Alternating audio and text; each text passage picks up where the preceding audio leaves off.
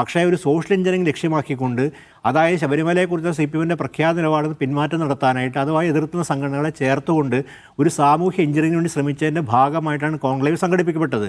ആ കോൺക്ലേവ് എന്ന് പറഞ്ഞാൽ ശരിക്കും ഒരു ബിസിനസ് ലൈൻ ഓറിയൻറ്റ് കൊണ്ട് നടത്താവുന്നൊരു കോൺക്ലേറ്റ്. എന്തിനാണ് ഇത്ര, ഞാൻ ചോദിക്കുക, എന്തിനാണ് ഇത്ര വിനോദ പരിപാടികളൊക്കെ എന്ത് പ്രസക്തിയുള്ളത്? എന്ത് പ്രസക്തിയാണ് ശബരിമല അയ്യപ്പ കോൺക്ലേവിൽ? അതിന് ഒരുപാട് വിനോദ പരിപാടികളെ കുറിച്ചുണ്ട്. ഇത് എന്താണിത്? ഈ കോൺക്ലേവ് എന്ന് വിളിക്കുന്ന നമ്മുടെ ഫിലിം കോൺക്ലേവ് നടത്താൻ നമുക്കറിയാം. ഇപ്പോൾ സർക്കാരിൻ്റെ പൊതു രീതിയാണ് പല കോൺക്ലേവ് നടത്താനുള്ളത്. ഈ കോൺക്ലേവ് എന്നാൽ സർക്കാരിനെ സംബന്ധിച്ച് എൻ്റർടൈൻമെൻറ്റ് നടത്തുക അവരുടെ ഉദ്ദേശമല്ല. അവസാനം ഈ ശബരിമല മാസ്റ്റർ പ്ലാൻ ഡിസ്കസ് ചെയ്യുക, അതുമായി ബന്ധപ്പെട്ട് ഒരു കാര്യം പ്ലാൻ ചെയ്യുകയാണ് അവരുടെ തത്വ ഉദ്ദേശമെങ്കിൽ അതിനിത്ര വിപുലമായ രീതിയിൽ ഭജനകളും, ഈ ഭജനയെക്കുറിച്ച് നമുക്ക് പലതരം അഭിപ്രായങ്ങൾ കേരളത്തിലുണ്ടെന്ന് നിങ്ങൾക്ക് അറിയാമല്ലോ. അപ്പോൾ ഭജനാ സംഘങ്ങളും അതുപോലെ പാട്ടും ബഹളമൊക്കെ എന്തിനാണ് ഇത്? അതിൻ്റെ ഒരു അന്വേഷണ വിധേയമാക്കേണ്ട കാര്യം എന്തിനാണ് ഇത്, ഈ വിനോദ പരിപാടി? അപ്പോൾ അതൊക്കെ പറയാൻ പറ്റും. കാര്യം അതിൻ്റെ സത്യത്തിൽ അങ്ങനത്തെ ഒരു ശബരിമലയുടെ മാസ്റ്റർ പ്ലാൻ ചെയ്യാൻ നിങ്ങൾക്ക് ഡാൻസും പാട്ടും അതിൻ്റെ കൂടെ കലോത്സവം എന്നല്ലല്ലോ.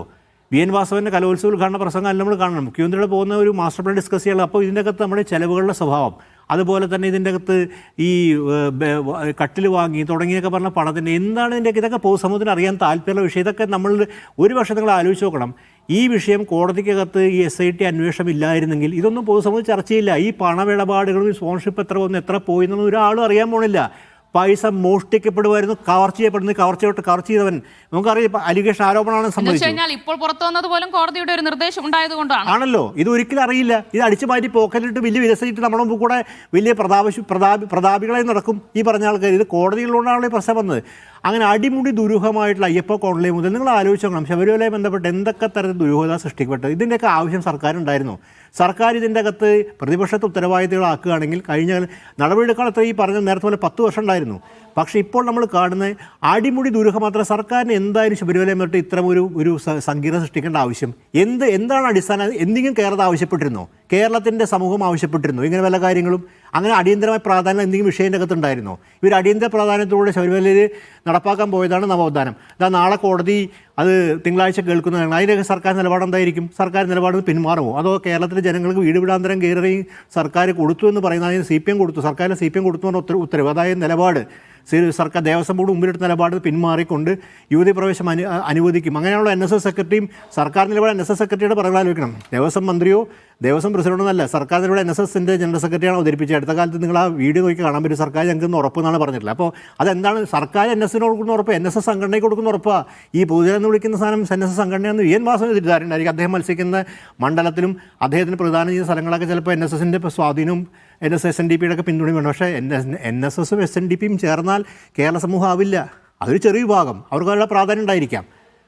പക്ഷേ ഈ പൊതുസമൂഹത്തോട് പറയാൻ ബാധ്യതയുണ്ട്. കാര്യം ഈ പൊതുസമൂഹത്തിൽ ഇറങ്ങി അവരുടെ വോട്ട് നേടി കേരളത്തിലെ വിവിധ ജനവിഭാഗങ്ങളുടെ വോട്ട് നേടിയാണ് ഇലക്ഷനിൽ അധികാരത്തിൽ വരുന്നത്. NSൻ്റെ വോട്ട് കിട്ടിയിട്ടല്ല.